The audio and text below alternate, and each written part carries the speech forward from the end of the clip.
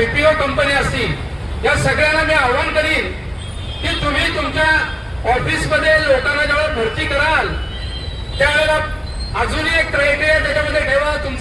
तुम्ही सर्टिफिकेट बघत असाल, तुम्ही एक्सपिरियन्स बघत असाल, त्याच्या जोडीला वर्षाशी कोणाचं कनेक्शन आहे हे सुद्धा तुम्ही चेक करा आणि त्याच्यानंतरच त्या माणसाला कामावर घ्या, अशी मागणी या आंदोलनाच्या निमित्ताने आम्ही करत आहोत.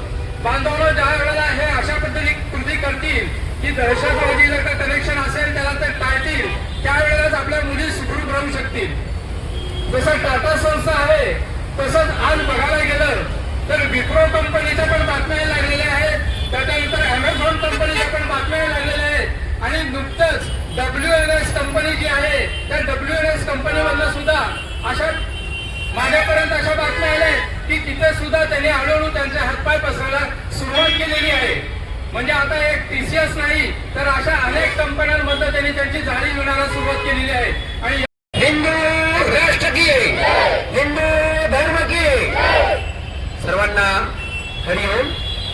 आज या ठिकाणी ज्या चौकामध्ये आपण जमलेलो आहोत, हा चौकच मुळामध्ये छत्रपती शिवाजी महाराज चौक आहे आणि या चौकामध्ये उभं राहून आज आपण जो हिंजवडी परिसर आहे, ज्या ठिकाणी खूप मोठ्या प्रमाणावर IT सेक्टरच्या इंडस्ट्रीज आहेत आणि त्याच्यामध्ये काम करणारे आमचे सगळे बंधू भगिनी आणि ते रोज ये जा करत असतात आणि या कंपनीमध्ये जॉईन झाल्यानंतर त्यांना अनेक प्रलोभनं दाखवली जातात आणि त्या प्रलोभनाच्या माध्यमातून नुकताच जो नाशिकमध्ये झालेला जो काही प्रकार आहे त्या प्रकारामधून जिहादचे अनेक वेगवेगळ्या प्रकारांपैकी हा एक प्रकार आपल्याला खरं म्हणजे विचार करता येणार नाही.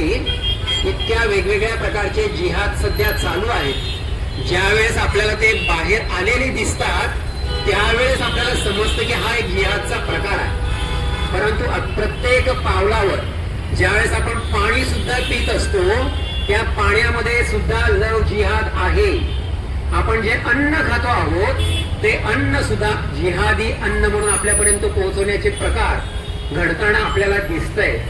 आपण ज्या वाहनामधून प्रवास करत असतो त्या वाहनांमध्ये सुद्धा जिहादी मनोवृत्तीची लोक बसलेली असतात.